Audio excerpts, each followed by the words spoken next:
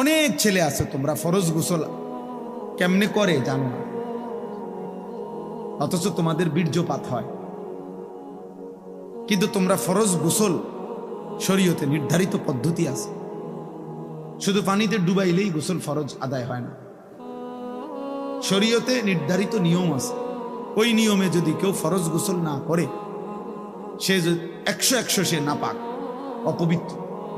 এবার সে যদি কাবা শরীফের ছাদে দাঁড়াইয়েও নামাজ পড়ে, আল্লাহর কসম তার নামাজ কবুল হবে না, তার জুমার নামাজও হবে না, তার জানাজার নামাজও হবে না, নিশ্চয়ই হবে। তাহলে দিন শিখতে হবে, ইসলাম শিখার জন্য, দিন শিখার জন্য। তুমি হয়তো ভাবতেই পারো যাই বুঝি নাই হুজুর, আমরা স্কুলে পড়ছি, এত কিছু কি আর আমরা জানি? দোস্ত, এই সমস্ত এই সামান্য কথায় আখেরাত টিকবে না।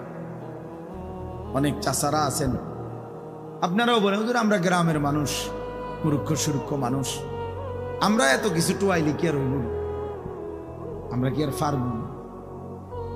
এই সমস্ত কথা বললে খোদার কসম বাবা আখেরাত টিকবে না। হাসরের ময়দান ফাইজলামির জায়গা, আপনার মস্কারি না, এটা সাদও আনলা। আপনি গপ মারবেন বইয়া বইয়া, ফালতু কথা বলবেন, মস্কারি করবেন, জি না।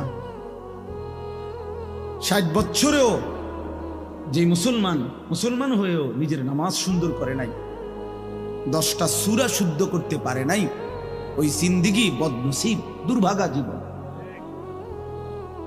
ওই চাচাও বদনসিব, ওই দাদাও বদনসিব, বেটা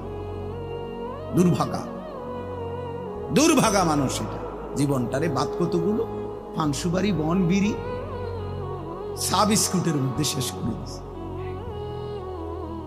তামাশা করছে, জিন্দিগিকে তামাশা করছে। মনে করছে মোল্লা মুন্সিরা এরকম কত কথায় কয়, মারতো না চাই না, মারতেন না, আমরা মারতেন না, অসুবিধা নেই। হ্যাঁ, আপনি বাতে তো খান, আমরা বাতে খাই, আমরা তার শুধু বন খাই না।